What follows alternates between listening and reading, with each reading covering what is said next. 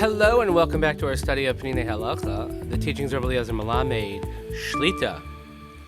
Hoping everyone had a great Shabbos, a restful weekend, an enjoyable Mother's Day here in the United States to those who observe. Please continue to daven for Chayalei Tzva Haganah Yisrael, for Shalom L'chol Petzua Yisrael, and safe return of our hostages. Awaiting, hopefully, good news out of Israel today, but still so much more work to be done. So please continue with your tefillahs and your advocacy and all the work that you're doing as we are far from done with this mess. And we dedicate our learning Le'ili Nishmat Seren Daniel Shimben Avdron V'Sheli Shem Kam Damo. Before I begin this week, as we have another week of learning, getting closer to Chag HaShavuos, of course, the Yom Tov of Torah, special announcement today.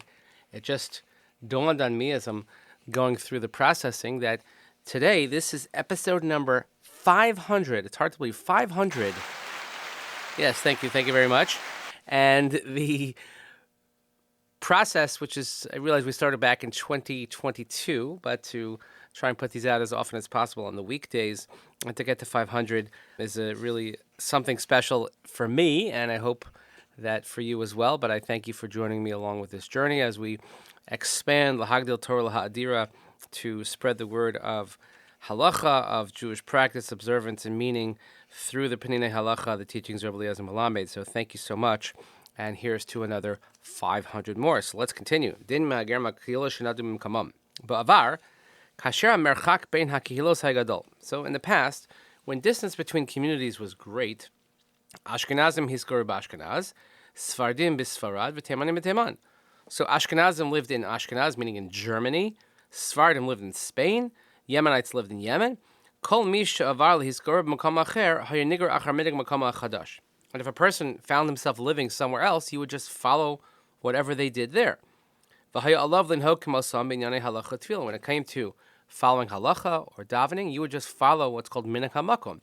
You would follow where you were. V'nikra shemo Ashkenazi, neisha higra me'Ashkenaz l'Sfarad. So let's say you might find a family whose name is Ashkenazi, but they're actually Sephardim. Sephardim with the name Ashkenazi. It sounds unusual, I know. Why? Because they had moved from Germany, Eastern Europe, to Spain. And therefore, their family back in generations, they took on the minhagim of Spain as Sephardim. And let's say a family that migrated from Spain towards Germany, kiblo lehem minig Ashkenazi, and they also accepted upon themselves the Ashkenazi customs. V'af im b'meshech hazman higru anashim rabim mikila achas la'acheres, ad sheb'meshech hazman nefchu l'rov. And let's say so many people migrated from one part of the world to another, so much so that into the time that they became the majority, kol zman shebo kiyachidim, as long as they came as individuals, hareihem b'telim b'kehila she'ele haba'u, they are then subservient, meaning that they follow the custom of the community to which they arrived. And they have to follow the minhag hamakom, the custom of the place, even though they may at one point become the majority. Same thing happens if a woman marries a husband who's from a different community, but ultimately a different Nusach and Halacha. So it's as if she has migrated to that community. And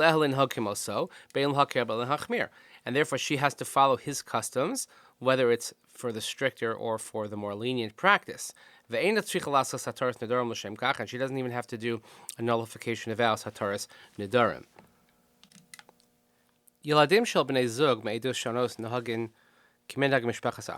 So children who are products of this marriage, where the parents have different practices, they should follow the customs of the father. Shekain, kfiyas hazachus halumis al pi ha'em, she'im hi Yehudiya gam yeladim Yehudim. When it comes to establishing the lineage of someone, we follow the mother. So if the mother is Jewish, the children are Jewish. Ulam b'toch Yisrael holchim achar ha'av. However, within the Jewish people, we follow the father. She'im av Kohen gam yeladim Kohanim. That if the father is a Kohen, then the children are Kohanim. Amnam kasher haben nimtza b'makom sheba mispal b'nusach mishpachas imo. Mishum gvod mishpachas imo nachon shispal b'nusach mishpachas imo. But if, let's say, if the son finds himself in a place where they are davening the Nusach of his mother, so maybe out of honor for his mother, and honor to her family, and respect, it's proper to daven in that Nusach. Kasher kihila shalema nadadel makom acher. Let's say an entire community was uprooted and moved somewhere else. Kivan shi kihila b'fnei atzma, since it's its own contained unit, its own kihila, ein hi nigreres achar sha'ar b'nei hamakom. They're not required to follow the rest of the surrounding population. Ve'ein tzricha l'shanos minhageh, and they don't have to change their minhagim. Va'afilu b'nei hamakom havasikim heim harov, and even if the place to which they migrated, they're the majority, as long as they are one singular particular community and they are independent, they should continue their original minhagim.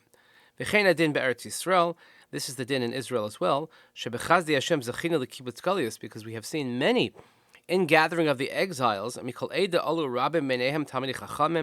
from every type of community there were many who came to Israel, and amongst them great Torah scholars.